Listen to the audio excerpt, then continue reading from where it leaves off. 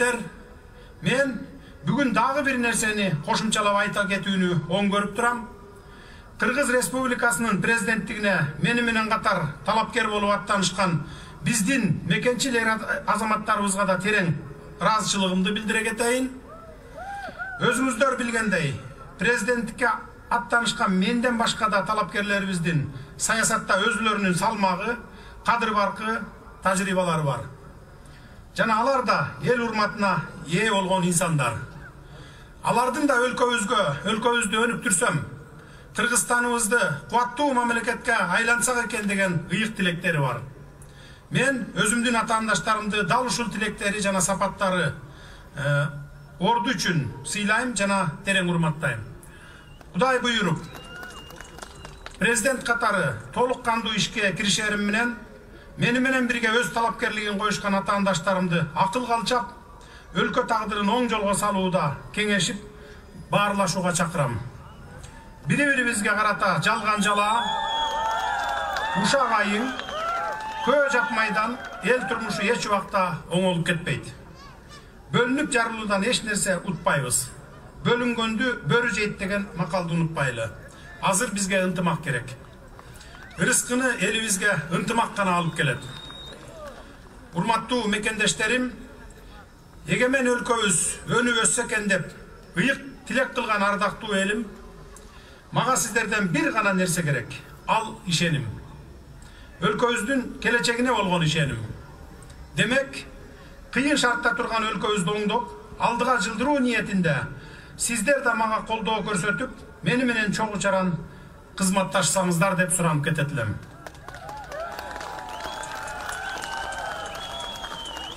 Бирге күрөшкөн кумурска пилди да жыгат деген накыл сөздү эсиңизге салгым келет. Бирге бололу, биримдикте, ынтымакта иш алып баралы. Сиздердин колдооңуздар бул мага карата ишенимиңиздер. Өлкө келечегине болгон ишенимиңиздер.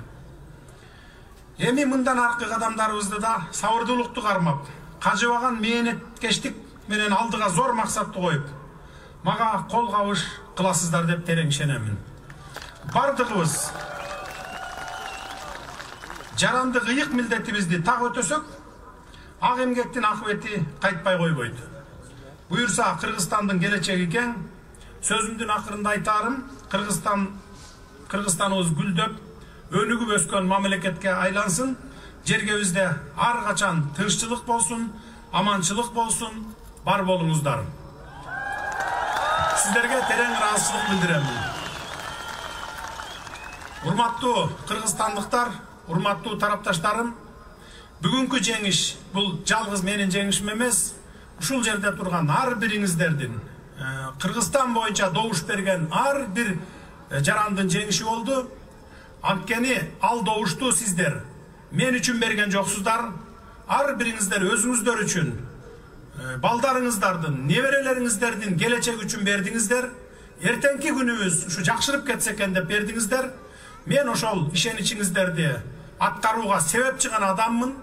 Кудай буйрса толугу менен 100% ошону аткарам деп мен сиздерге сөз берип кете аламын.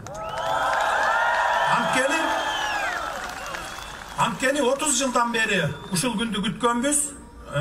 Ар жыл өткөн сайын, же болбосо ар бир президент шайланган сайын, жаңы президент же жаңы парламент келген сайын биз үмүт кылып келгенбиз. Мындан ары ушу жакшы болуп кетсе экен деп.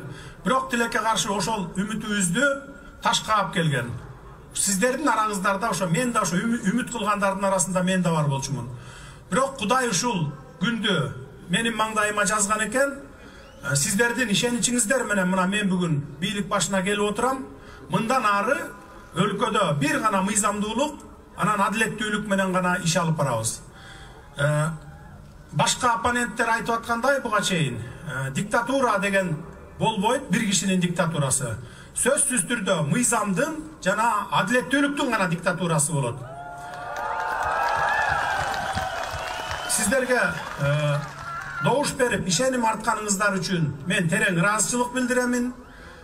Анан добуш берип койдук, шайлап койдук, болду мындан арды ишти өзүң жалгыз кыла бер дебестен, ар бир кылган ишиме баа берип, туура эмес кетип атсам ошону сындап, туура жолго буруп, кеңешиңиздерди берип, маған жардам берип туруңуздар. Бирок туура эмес иш кылбайбыз.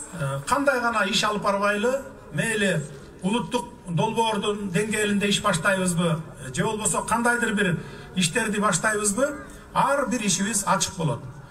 Кимде ким эгер каршы чыга турган болсо, биз аларды ушул жерде көчөдө эмес, өкмөт үйүндө ошол иш болуп аткан жерге чакырып, ачык, айкын ар бир ишти көргөзгөнгө, алар менен талкуулаганга даярбыз.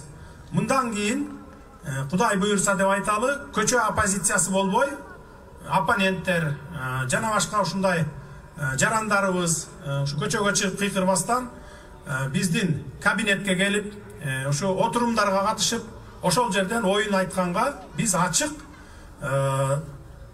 шарт түзүп беребиз. Ачык шарттарды түзүп беребиз. Мындан ары демократиялык негизде иш алып барабыз. Мурдагыдай бир кабинетте бекинип алып, жалгыз кишинин кызыкчылыгы үчүн же болбосо бир топтун гана кызыкчылыгы үчүн иш алып барган андай адат болбойт мындан ары, Кудай буйрса. Көңүл бурганыңыздар үчүн терең ыраазычылык билдиремин. Дагы бир жолу сиздерге ыраазычылык, күч кубат, бакубаттуулук тилеймин. Өлкөбүз өнүгүп өссүн. Кол чабуулар болсын, ардактуу Садыр Нуркожоевич. Жаркын келечек өлкөбүздүн өнүгүшү үчүн азыр алдыбызга сиздин колдоочуларыңыз келип отурат. Булар 10% гана. Биздин Жумурай журттан 7 тууандан келе албай калган канча колдоочуларыңыз бар. Ошолор дагы сизге ишеним артып, мамлекетибиздин туусу бийик көтөрүлүп, өлкөбүз өнүгүү жолуна чөт деген терең ишеничтебиз. Андабылсы келиңиздер, биздин Кыргызстандын президентине ийгилик каалайбыз сизге. Кыргызстан сизге ишенет. Рахмат, урматтуу катышуучулар. Мен сиздерге ыраазычылык айтуу менен бирге ушул келе албай калган алыскы райондордогу ушул бүгүнкү биздин сөзүбүздү угуп турган жарандарыбызга, добуш бергендерге терең ыраазычылык билдиремин. Анан дагы бир нерсени айтпай кетипмин, эстегенде айтып коеюн. Мына 40%га жакын шайлоочу катышты, аз катышты дегендер сөздөр болду. Эл аралык уюмдарда жазды. Бизде мына 2 миллионго жакын элибиз сыртта мигрант болуп жүрөт, билесиздер. Андан сырткары биз форма 2 деген коррупциялык схеманы жокко чыгарганбыз. Ар бир айылдан райондун центрине келип жашап аткандар бар, областтын центрине келип жашап аткандар бар. Анан ушул Сарыөзөн чүйгө, Бишкекке келип жашап аткандар бар. Алар сөзсүз түрдө катыша албайт, анткени алардын пропискалары айылдарда болчу. Ошондуктан бул 40%га жакын катышкан элди биз эсептесек болот, 100% катышты деп эсептей берсек болот. Анткени ошонун ичинен 81% мага ишеним көрсөттүңүздөр. Сиздерге бардыгыңыздарга, бүтүндөй кыргызстандыктарга жана мигрант болуп жүргөн биздин мекендештерибиздин бардыгына терең ыраазычылыгымды билдирип кетемин. Рахмат сиздерге, бар болуңуздар. Садыр Нуркожоевич, эгер уруксат берсеңиз, бүгүн тарыхый күн, мына ушул сизди канчалаган эл колдоп келип отурат. Ошондуктан келиңиз, бүгүн заман бапча бир ушул колдоп келген элиңиз менен бир селфи кылып туруп, видеого тартып койбойлубу? Эгер уруксат берсеңиз, келиңиз алдырака. Биздин президент Жапаров Садыр Нуркожоевич, кол чабуулар. Андай болсо өмүрлүк келиңиз, бул жактан бизде Сабырбай экөөбүз тартып коелук. Келиңиз бул жерге. Урматтуу кыргызстандыктар, урматтуу туугандар, бүгүн 11 январ 2021 жыл Кыргызстаныбыздын жаңы ажоосу Садыр Нуркожоевич барыбыз